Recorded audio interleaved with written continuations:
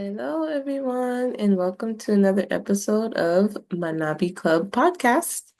Okay, this is your place for learning languages, okay, um, and life together. So today we're talking about hometowns, and of course, we're going to learn some helpful vocabulary and practice grammar along the way.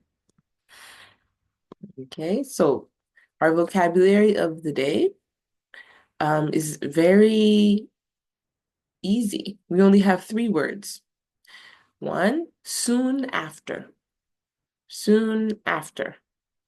So, 直後の後にすぐ. I met him soon after moving to Japan. You can use soon after like this. Very useful. Next one, to shape. To shape means to mold or to form, okay? All right. And then we have to encourage, 励ます, to encourage, to cheer someone on or to give someone motivation. Okay. These are really good words that you might see in our story today. And our grammar focus is simple as well. We have two things, would and even. You can use would when you're talking about things that you used to do all the time, so repeated actions. Um, and here is an example.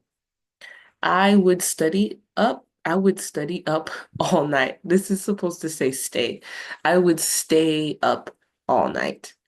I loved to stay up and play games. So I would stay up all the time when I was younger, for example. Next one is even. So even. I even tried to learn Korean. I even tried to learn Spanish, for example. So スペイン語でも勉強しようと思ったことがあるっていう. Right? So even. でも. It's pretty easy, pretty simple, but very useful. So try to use them. Okay? So yes, our story today. I am a New Yorker. That means that I was born in New York and um, I have a lot of my family that is still living in New York. So I am very familiar with the place.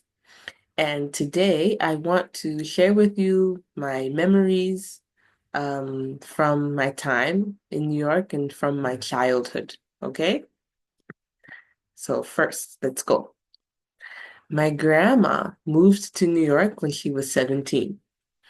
Before that, she lived on a plantation in the South. She came to the city with dreams of a new life, and she met my grandfather soon after. They had seven kids, and my mom was their first daughter. My dad was born in New York City too, by the way. I grew up spending lots of time at my grandma's house, and I loved it there. I would spend my days playing at the neighborhood park, eating Chinese food and Japanese food, and going to the library. Two of my favorite things. I even used to write down the kanji or hanzai characters because I thought that they were so beautiful. I liked kanji even when I was a kid. I would write kanji on like napkins. Like, ooh, this is pretty, right? One of the things I loved most about New York was the bodega. A bodega is a small convenience store, kind of like a mini mart or family mart. It's open 24 hours a day, and you can get everything from snacks to sandwiches. It's a little different from a Japanese konbini though. A konbini, like 7-Eleven or Lawson, has hot food and even places to sit down and eat. But in a bodega, you mostly grab your food very quickly, and it's very personal because the people who work there know you. So they say hi, they talk to you, and they're more um, talkative. Okay. It's a small but important part of the New York experience. So the bodega. I like bodegas. But yeah, my parents both worked at the New York Times, which meant that I got to go to museums, plays, and festivals for free. I was always encouraged to keep learning about art and other cultures. I remember feeling so lucky to be able to experience so many things. And I miss New York a lot, especially my grandma, who has passed away. I also miss my parents, but I'm grateful for my childhood there. It shaped who I am today. Katatsukeru. It shaped who I am today, and I'm so happy I can share these memories with you all. How was that? Did you hear even? Did you hear um soon after? Did you hear the vocabulary? You can go back and listen again if you want to practice or slow it down, so you can pick up on more of the words.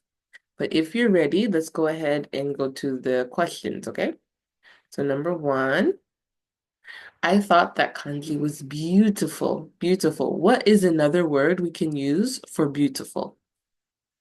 We have A, joyful, B, nice looking, and C, happy. Nice. Yeah, so B, nice looking. So if you don't know this one, now you know. Number two, what I loved, I think I messed up. What I loved most, oh my goodness, what I loved most about New York, okay, so was A, to adore. We'd like another word for love, sorry, another word for love. Could be A, to adore, B, to enjoy, or C, to be passionate. You can use A for this, right? So you can say, what I adored most about New York, or I adore this means I really love this. Last one, number three, to get to get to. For example, to get to work or to get to travel. Does this mean A, future, B, imaginary, or C, to have an opportunity? C, yes, to have an opportunity. So this means that you have a chance to do something. So you can use this for any verb, to get to travel, to get to cook. I got to see my friend today, stuff like that. Okay. So what is your challenge this time? Your challenge this week is to tell me where you are from and what you love about the place. Where are you from? And what do you love about the place? What did you try to do even as a kid? So, even as a kid, what was something that you loved?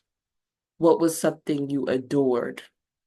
Even when I was a kid, I used to study languages. I used to read about Asia and all of my favorite countries. So that is my example. See if you can use even or would or soon after any of the vocabulary words in the comments below. And I will write to you your corrections and answer any questions you have, okay? So thank you so much, you guys, for another study session with me, and I will see you next week, okay? Bye bye.